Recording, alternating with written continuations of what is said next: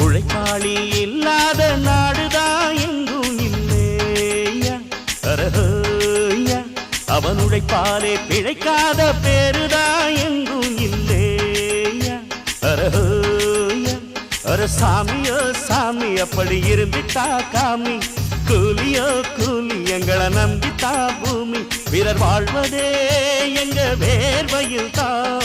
உழைப்பாளி இல்லாத நாடுதான் எங்கும் இல்லையா அவன் உழைப்பாலே பிழைக்காத